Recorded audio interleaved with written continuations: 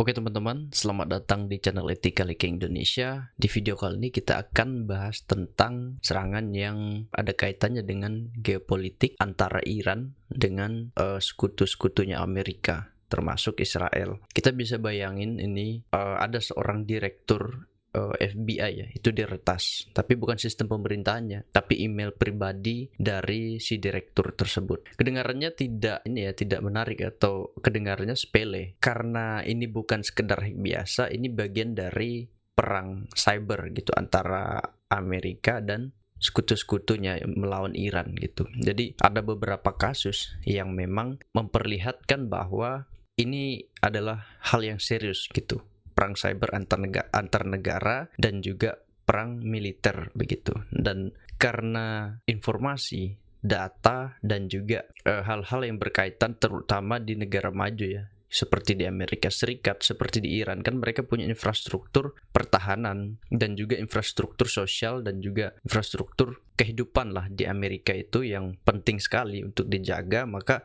hal ini kemudian berbahaya. Tapi sebelum kita masuk ke sana, ada baiknya untuk teman-teman yang baru menemukan channel Ethical Hacking Indonesia, mungkin teman-teman bisa subscribe, like, komen, dan share video ini ke teman-teman kalian, misalnya di komunitas dan dimanapun, supaya mereka tahu gitu tentang informasi yang teman-teman juga ketahui gitu. Jadi yang pertama adalah kasus si si direktur FBI ini, Kash Patel namanya, Kash Patel, yang kemudian email pribadi si direktur FBI ini itu berhasil dibobol oleh kelompok yang diduga itu ada kaitannya dengan Iran gitu. Ada kaitannya dengan badan intelijennya negara Iran gitu. Data yang bocor itu memang bukan data pemerintahannya Amerika gitu, tetapi itu hanya email dari tahun 2010 sampai 2019 gitu. Tapi di dunia cyber intelligence, informasi lama itu tetap bisa jadi senjata gitu. Kalau misal itu ibaratnya tidak digunakan untuk sekarang, tetapi itu bisa digunakan untuk melakukan mapping ya terhadap target gitu. Jadi ini bukan soal tentang emailnya, ini adalah semacam pesan gitu, semacam pesan bahwa target level tinggi pun bisa disentuh gitu. Bayangkan seorang FBI yang harusnya mengerti tentang keamanan, tentang data, tentang kesadaran keamanan dunia maya, itu bisa terkena oleh serangan ini gitu. Dan bagaimana dengan kita gitu yang open source? sorry. Jadi yang kedua adalah kita harus tahu nih, siapa sih yang dibalik dari serangan ini. Nah, siapa dibalik serangan ini? Itu kelompok yang kemudian mengklaim diri sebagai Handala Hack nih ya. Jadi insiden ini tidak hanya berdampak individu gitu jadi target, tapi memperlihatkan pola operasi yang lebih luas. Kelompok aktivis yang dikenal sebagai Handala Hack yang selama ini dikaitkan dengan aktivis geopolitik dan operasi psikologis ya di Iran gitu. Jadi mereka memberikan tekanan gitu atau memberikan semacam ya tekanan politik melalui aksi-aksi ini di dunia maya begitu. Si kelompok Handala ini melakukan hack terhadap direktur FBI, tapi ini bukan sekedar hacktivis biasa. Jadi mereka diduga bagian dari operasi intelijen Iran gitu. Tepatnya si Mois ya, Mois. Oke.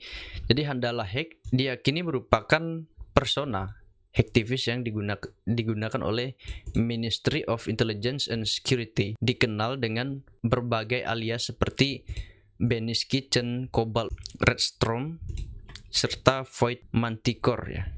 Selain itu juga mereka mengoperasikan persona lain seperti Homeland Justice yang sejak 2022 aktif menargetkan entitas di Albania. Jadi kenapa banyak identitas gitu yang digunakan oleh si Mois ini ya, supaya karena untuk mengaburkan jejak dan menyulitkan atribusi atau menyulitkan orang untuk melacak mereka gitu.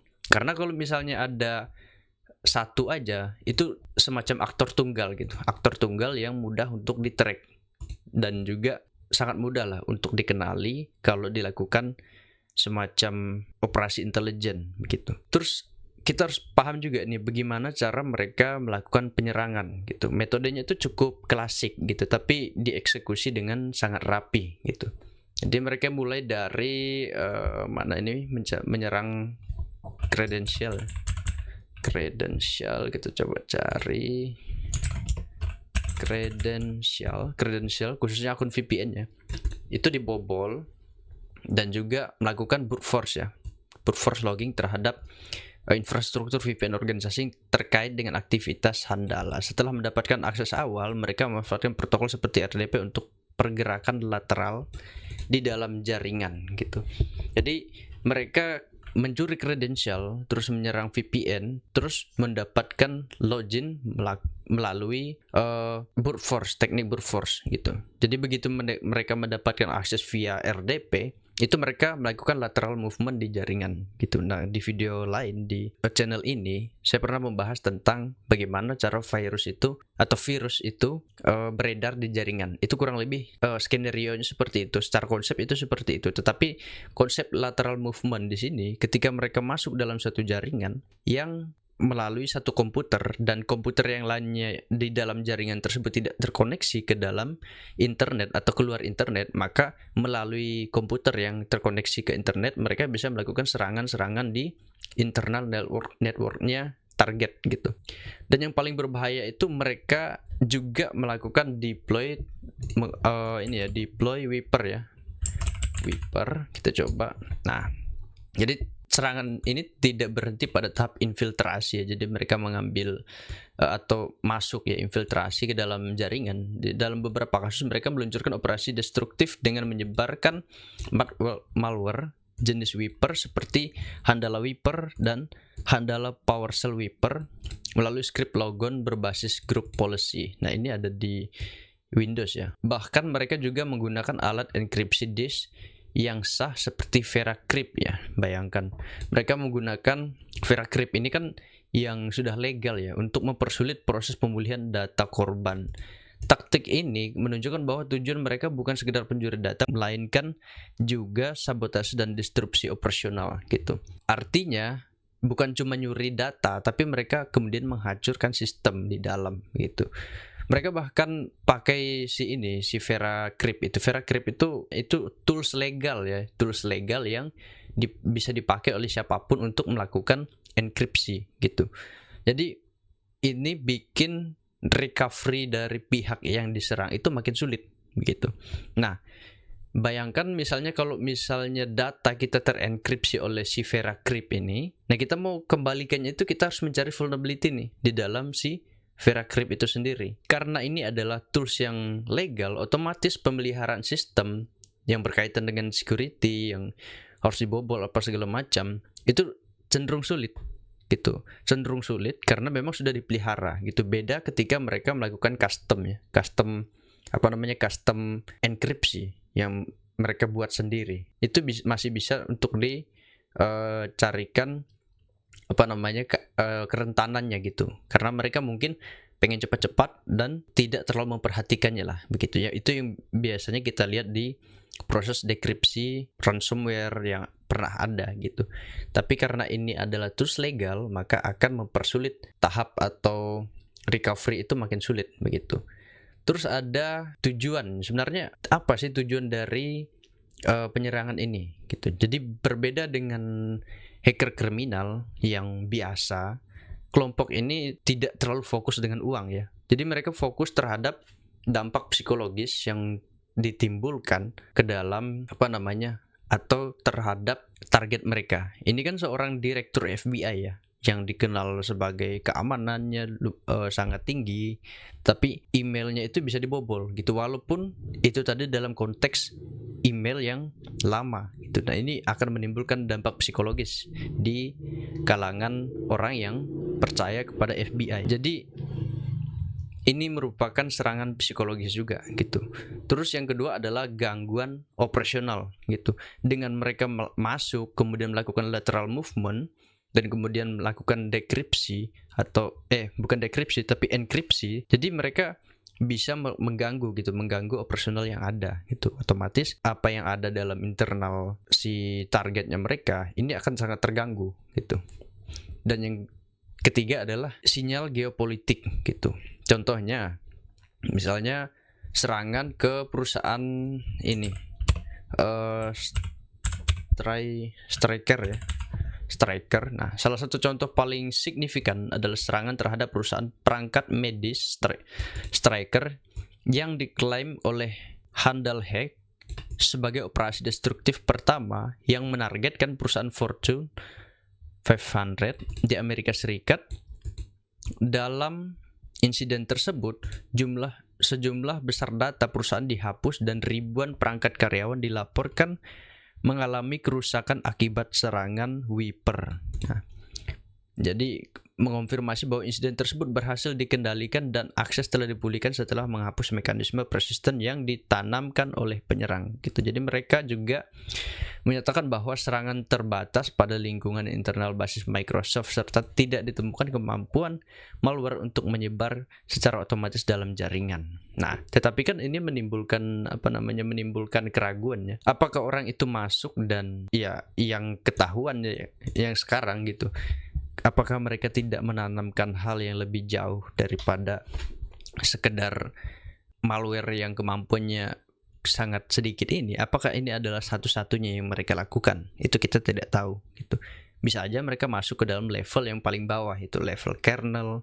Mereka bertahan lebih lama di sana untuk tidak menimbulkan kecurigaan. Nah, di masa depan ini perlu kita was-was nih, apa aja yang sudah mereka ambil dari situ. Jadi data itu setelah mereka masuk, data itu dihapus ya, terus perangkat itu kemudian dirusak. Ini sudah masuk ke dalam kategori cyber yang sabotase ya, cyber sabotase. Jadi ini merupakan hal yang perlu diperhatikan gitu oleh pihak-pihak pemerintah gitu, termasuk di Indonesia, karena ya kita bocor tiap hari.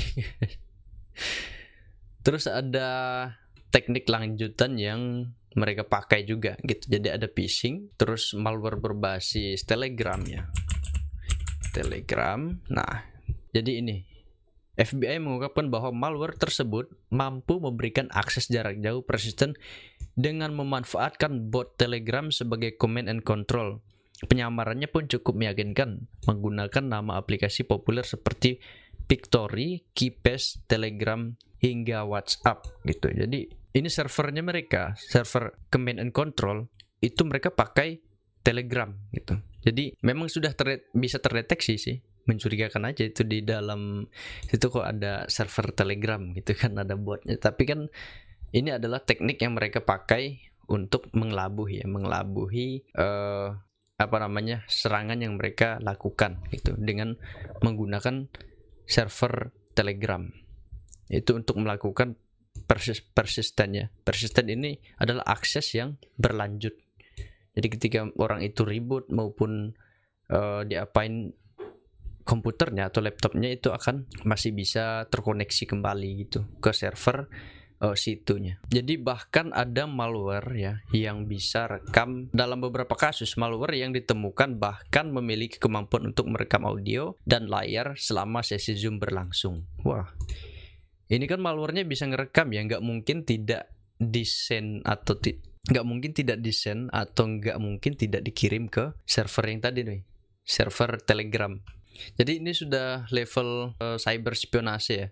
Ketika seorang masuk, ketika ada aktor ya, bukan seorang, kita nggak tahu di balik namanya itu grup atau bagaimana, tapi di balik aksi aktor-aktor ini mereka sudah bisa mengumpulkan informasi yang sangat berguna gitu di dalam operasi yang mereka lakukan gitu. Terkait dengan eskalasi serangan ke Microsoft 365 yang pernah terjadi juga di tahun ini, ya sekarang kita masuk ke fase yang jadi Iran itu juga pernah meluncurkan serangan ke Microsoft 365 di Israel dan UEA ya. Ya, di sini. Jadi sebuah kampanye serangan cyber berskala besar yang menargetkan lingkungan Microsoft di Israel dan United Emirates Arab ya, terdeteksi tengah berlangsung dengan indikasi kuat itu keterlibatan aktor ancaman yang memiliki keterkaitan dengan Iran. Jadi sama dengan yang tadi, ini juga dari Iran gitu. Jadi metode yang mereka gunakan adalah, ini metode yang mereka gunakan adalah password spraying ya. Jadi secara masif dengan meniru perilaku browser populer seperti Firefox, Chrome, dan memanfaatkan jaringan proxy Tor gitu. Jadi mereka melakukan brute force ini tidak yang kita kenal ya, kita kenal secara biasa. Jadi mereka menggunakan brute force yang tidak brutal gitu. Jadi istilahnya tidak brutal. Jadi satu password itu digunakan untuk banyak akun. Nah ini untuk semacam mengikuti metode login biasa. Jadi kalau misalnya kita dalam satu akun banyak password, itu akan ada limitnya, limit loginnya. Tapi kalau misalnya satu password digunakan untuk banyak akun, satu akun untuk dan akun selanjutnya itu menggunakan satu password, dan dari akun satu ke akun satu itu cukup panjang sehingga itu tidak menimbulkan kecurigaan terhadap sistem gitu. Jadi memang tujuannya adalah untuk menghindari deteksi sistem begitu. Cara mereka menyusup itu adalah dengan melakukan scan ratusan organisasi, lalu kemudian menggunakan jaringan Tor browser atau bukan Tor browser tapi jaringan Tor untuk anonimitas, pakai user agent browser lama supaya itu lolos dari deteksi gitu. Jadi kalau misalnya sistem itu melihat ini kok ada user agent lama nih, ini kan udah nggak dipakai, otomatis untuk diperhatikan itu kurang gitu. Perhatian untuk user agent itu agak kurang karena dianggap sudah orang mungkin nggak pakai lagi nih software lama begitu, karena ada detection by user agent tuh ada di firewall gitu.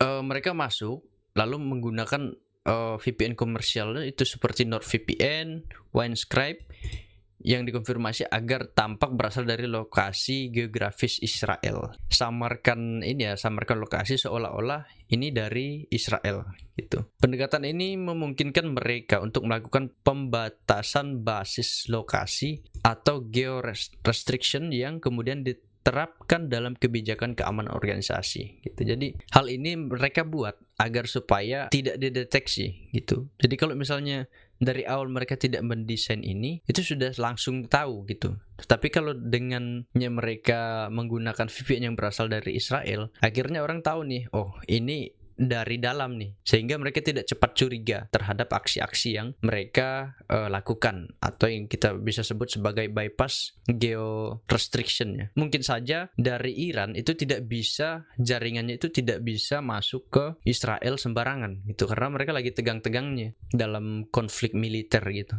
geopolitik. Dengan cara menggunakan pendekatan VPN ini, akhirnya trafiknya mereka itu bisa masuk ke Israel gitu, dengan melakukan bypass geo restriction ini. Kita perlu tahu juga targetnya mereka ini dan tujuannya apa. Jadi target utamanya itu adalah email yang tadi, yang FBI itu, data sensitif, terus infrastruktur cloud. Ya, si Microsoft ini juga merupakan infrastruktur cloud ya. Jadi itu menjadi targetnya mereka. Jadi ada kelompok di balik ini, yaitu ada Sandstorm dan Grey Sandstorm. Tujuan utamanya adalah bukan menghancurkan sistem, tetapi cyber intelligence gathering. Jadi mereka akan mengumpulkan informasi sebanyak mungkin, dan ini yang bahayanya gitu. Mereka mungkin hari ini tidak akan melakukan banyak hal terkait dengan menggunakan informasi yang mereka dapatkan, tetapi di suatu kemudian hari mereka akhirnya punya nih informasi tentang targetnya mereka. Nah ini yang berbahaya, karena di dalam perang cyber informasi itu sangat penting.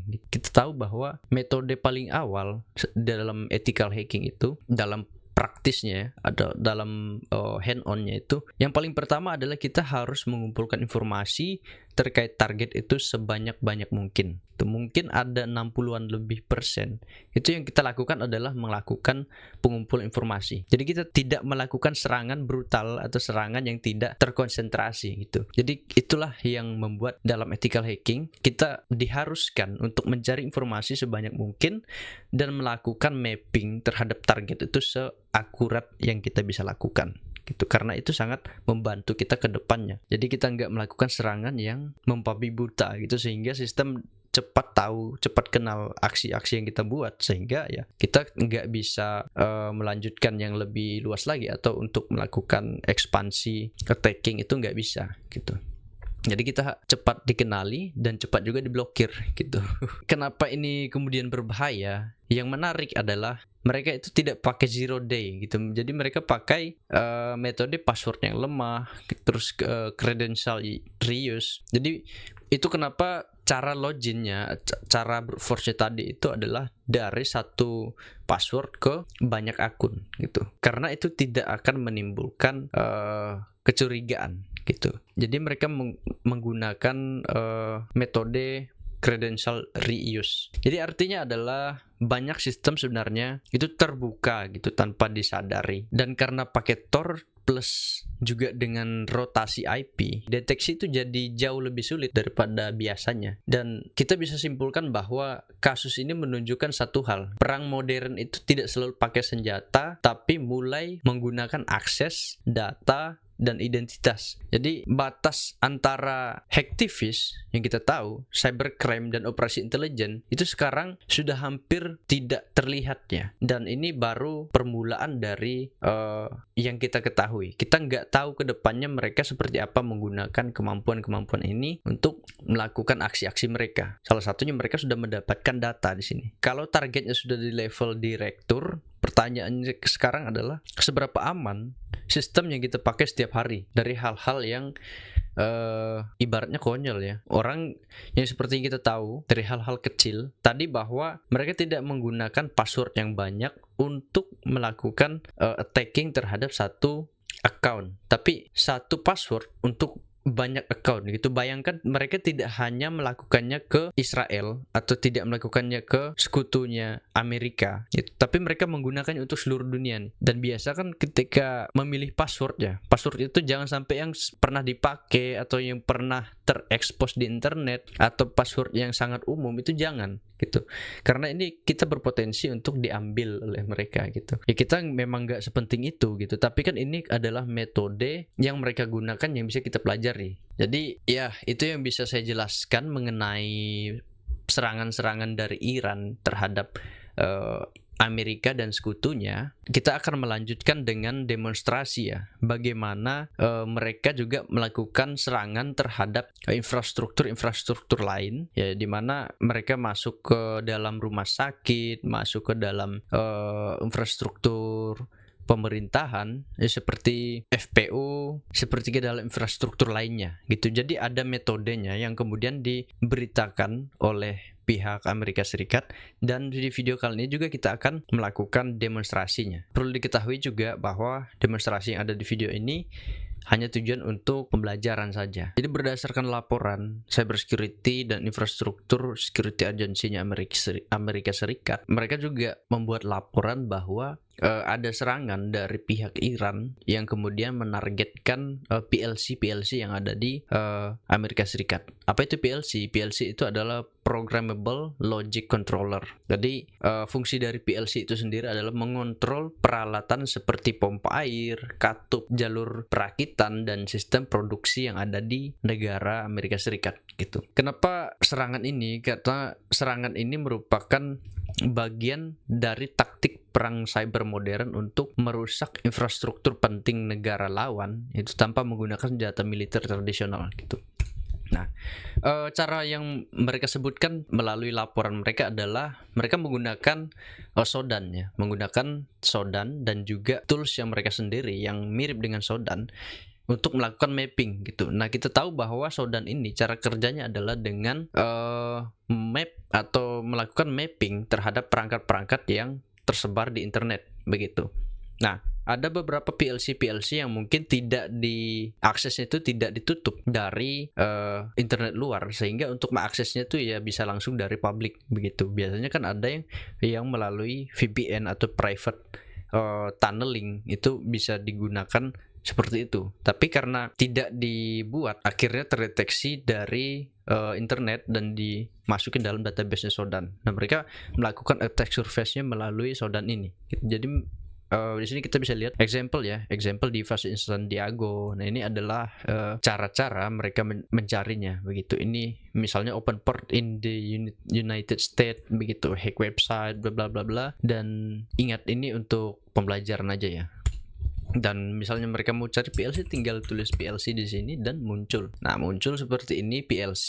Nah, kita nggak tahu nih apakah bisa diakses apa tidak. Itu saya tidak akan mencoba untuk mengaksesnya karena di video ini kita hanya ingin belajar gitu, belajar bagaimana sih cara mereka kemudian melakukan serangan ini gitu. Untuk masalah PLC itu bagaimana, mungkin teman-teman bisa mencarinya dengan sendiri gitu. Nah, ini itu ada tulisan PLC controller firmware update ya. Jadi ini seharusnya untuk keamanan itu tidak boleh diakses dari internet begitu. Kita nggak tahu nih apa bisa diakses apa tidak gitu, atau hanya terdeteksi sebagai PLC dan tidak bisa diakses dan hanya bisa diakses melalui tunneling yang mereka sudah setting begitu. Di Indonesia juga banyak, tapi setelah saya cek-cek itu banyak yang honeypot aja sih di Indonesia. Ya semoga kita nggak kecolongan gitu. Semoga kita lebih aware dengan hal ini, negara kita juga lebih aware dengan isu-isu ini. Karena mereka yang hari ini berlanjut, di kemudian hari tidak ada jaminan bahwa kita tidak terkena serangan seperti itu. Itu kita nggak tahu, kita hari ini mungkin non-blok dan tidak ada musuh, secara tanda kutip itu tidak secara langsung face to face, tapi kita nggak tahu masa depan seperti apa gitu. Jadi saran dari video ini mungkin untuk siapapun yang menonton, ini akan menjadi sebuah informasi yang mungkin teman-teman bisa pelajari begitu untuk melihat dunia sekarang, karena kedepannya kita akan lebih menggunakan teknologi begitu. Ini adalah yang penting sekali untuk kita pelajari gitu. Dan kalau teman-teman mau tahu, di websitenya ethicalhackingindonesia.com itu kami telah melakukan pembahasan terkait dengan banyak hal. Teman-teman bisa lihat ada cyber attack, ada data breach, ada vulnerabilities, dan juga national news gitu. Teman-teman bisa cek sendiri. Dan di sini misalnya vulnerabilities itu banyak sekali kerentanan yang sudah dipublikasikan ke internet, dan kita akan bahas di website ini secara sangat mendalam, baik itu teknik-teknik bagaimana mereka melakukannya dan bagaimana kemudian memitigasi dan solusi apa sih yang bisa kita ambil untuk menghadapi situasi seperti ini gitu, situasi seperti yang sedang terjadi dalam serangan-serangan tersebut. Dan itu sangat penting, kita sebagai ethical hacker kita harus memahami hal-hal seperti ini gitu. Kenapa? Dengan mengetahui skenario dunia nyata dari sebuah serangan, kita akhirnya punya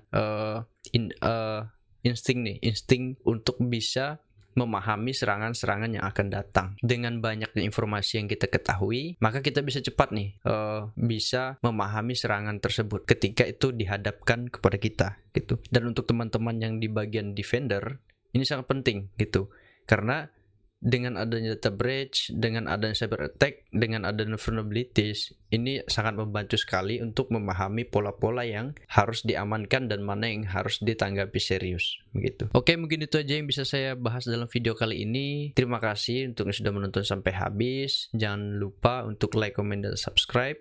Dan untuk teman-teman, link di deskripsi sudah saya siapkan untuk bisa meluncur langsung ke website Ethical Hacking Indonesia untuk mendapatkan informasi update yang berdasarkan skenario dunia nyata yang kita bahas sangat detail sekali. Bagaimana cara mereka melakukannya, bagaimana memitigasikannya, apa solusinya, apa langkah ke depannya, itu kami bahas di website ini gitu. Jadi pastikan teman-teman masuk dan juga subscribe di website Ethical Hacking Indonesia karena ada fitur subscribe-nya. Dan kedepannya kita akan memberitakan terus apa yang berkaitan dengan cyber security, berkaitan dengan ethical hacking, dan kejadian-kejadian yang berkaitan dengan dunia cyber di masa depan gitu. Oke, mungkin itu aja. Terima kasih. See you in the next video.